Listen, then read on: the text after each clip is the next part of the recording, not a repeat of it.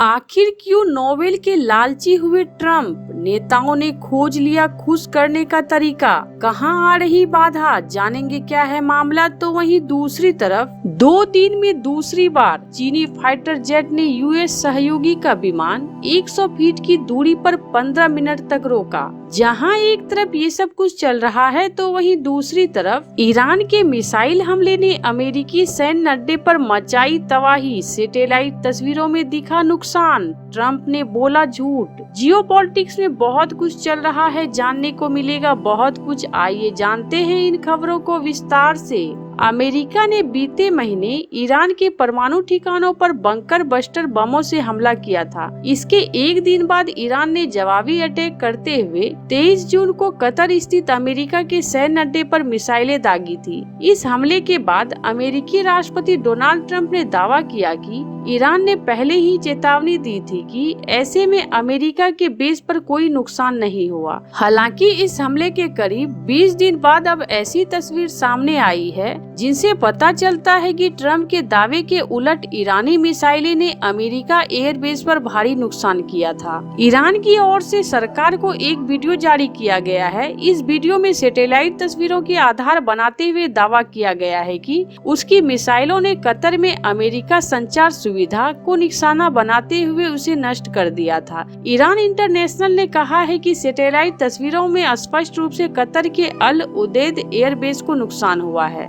भारत स्थित ईरान के दूतावास ने एक्स वीडियो पोस्ट करते हुए कहा, सैटेलाइट तस्वीरों से पता चलता है कि ईरान ने कतर में अमेरिका सैन्य के प्राथमिक संचार रेडोम को तबाह किया। ईरान की ओर से कहा गया है कि निजी सैटेलाइट फर्म सैटेलॉजिक की 24 जून को ली गई तस्वीरों में अल उदैद एयरबेस को केंद्र में लगे रेडोम को स्पष्ट नुकसान दिखाई दे रहा है। बेस की सैटेलाइट तस्वीरों में रेडोम क्षेत्र पर काला धब्बा दिख रहा है। इसके अलावा बेस में और कोई नुकसान नहीं दिख रहा है। कतर की राजधानी दोहा में करीब स्थित अल उदैद एयरबेस पश्चिम एशिया में अमेरिका सेंट्रल कमांड के एयर ऑपरेशन का मुख्यालय है। यहाँ करीब 8000 अमेरिकी सैनिक रहते हैं। यह अरब में सबसे बड़ा अमेरिकी सैन्य अड्डा है। ईरान के हमले में रेडो मॉडर्नाइजेशन इंटरप्राइज टर्मिनल क्षतिग्रस्त होने का दावा किया जा रहा है। यह $15 मिलियन का सैटेलाइट संचार प्रणाली है, जिसे पहली बार 2016 में अल उदैद पर स्थापित किया गया था। यह उन्नत एंटी जैमर तकनीक से लैस है। यह प्रणाली दुनिया भर में तैनात कर्मियों और अमेरिकी सैन्य नेतृत्व के बीच संचार बनाए रखने के लिए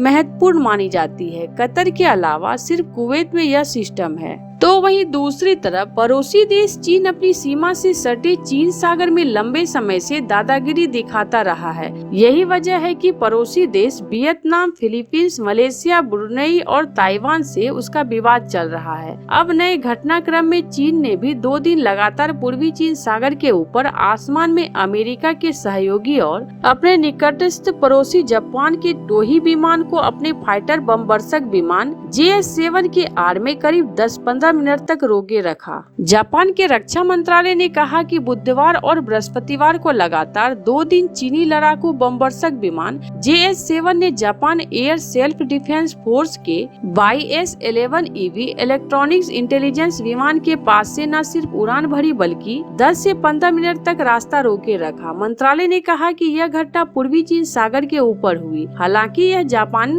हवाई क्षेत्र नहीं था और इससे जापानी पक्ष को कोई नुकसान भी नहीं हुआ। जिस वक्त चीनी बमवर्षक विमानों ने जापानी टोही विमानों का रास्ता रोका था, उस वक्त दोनों विमानों के बीच क्षैतिज दूरी सिर्फ 196 फीट और दोनों विमानों के बीच ऊंचाई सिर्फ 98 फीट थी। आपको बता दें कि जापान ने चीन से कहा है कि वह अपने लड़ाकू विमानों को जापानी टोही विमानों के करीब उड़ाना बंद करे। जापान के अनुसार चीन लगातार ऐसा कर रहा है और इसके टकराव हो रहा है। चीन ने इस पर तत्काल कोई टिप्पणी नहीं की।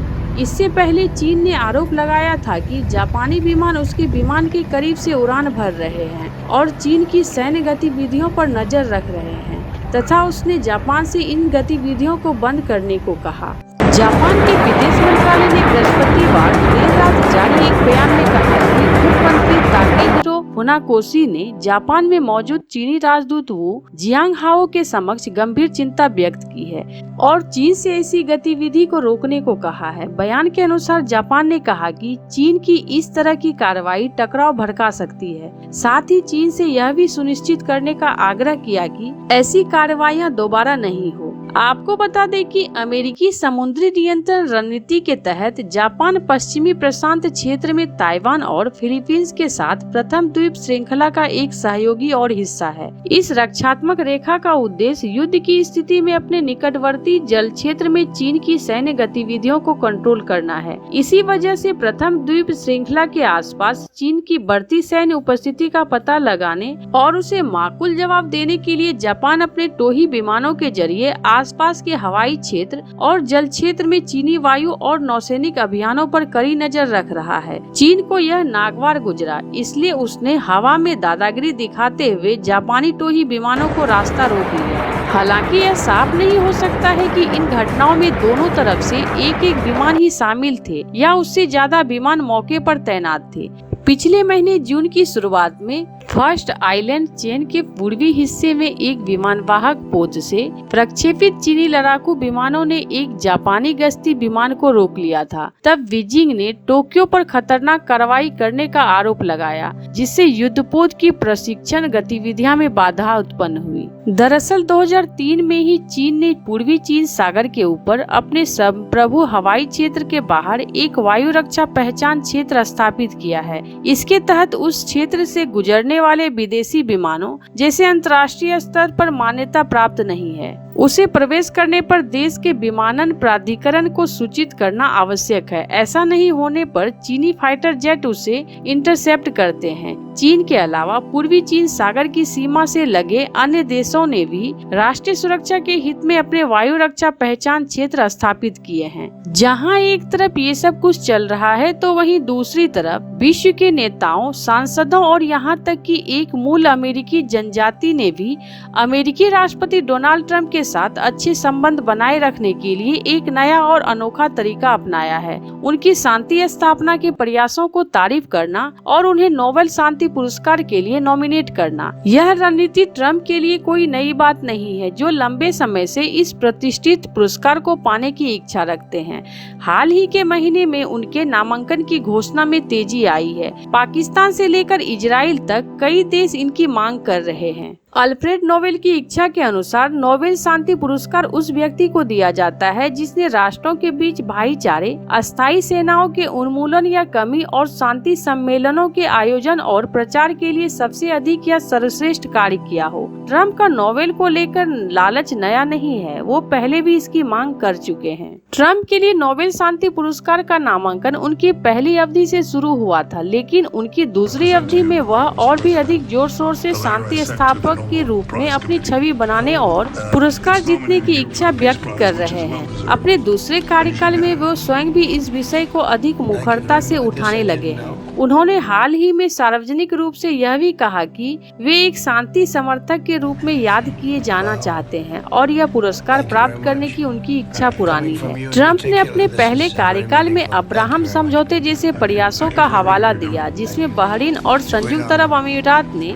इजराइल के साथ संबंध सामान्य किए। हाल ही में उन्होंने भारत और पाकिस्तान के बीच तनाव को कम करने और रवांडा कांगो शांति समझौते में मध्यस्थता करने पर दावा किया है। हालांकि कुछ आलोचकों का कहना है कि ट्रंप की नीतियों ने अमेरिका और विश्व में विभाजन को बढ़ावा दिया, जिसके कारण वह और पुरस्कार के लिए अयोग्य है। सोमवार को इजरायली प्रधानमंत्री बेंजामिन नेतन्याहू वाशिंगटन में राष्ट्रपति ट्रंप से ईरान और गाजा युद्ध पर बातचीत करने आए थे। इस दौरान उन्होंने ट्रंप को नोबेल शांति पुरस्कार के लिए नामांकित करने की चिट्ठी सौंपी। व्हाइट हाउस में ब्लू रूम में रात्रि भोज के दौरान नेतन्याहू ने कहा, मैं आपको वह चिट्ठी देना चाहता हूं जिसे मैंने नोबेल समिति को भेजी है। इसमें मैंने आपको शांति पुरस्कार के लिए नामांकित किया है। पाकिस्तान ने भी पिछले महीने ट्रंप को भारत पाकिस्तान संकट में उनके निर्णायक कूटनीतिक हस्तक्षेप के लिए नोबेल शांति पुरस्कार के लिए नामांकित किया। हालांकि अगले ही दिन जब ट्रंप ने ईरान के परमाणु ठिकानों पर बमबारी की तो मजबूरन पाकिस्तान को उनकी निंदा करनी पड़ी। बाद में ट्रंप ने ही खुद इजराइल और ईरान के बीच युद्ध को समाप्त करने में मदद की। नोबेल शांति पुरस्कार की प्रक्रिया गुप्त होती है और नामांकन केवल चुनिंदा लोगों और संगठनों द्वारा किए जा सकते हैं, जैसे कि राष्ट्राध्यक्ष, राष्ट्रीय स्तर के राजनेता, विश्वविद्यालय प्रोफेसर,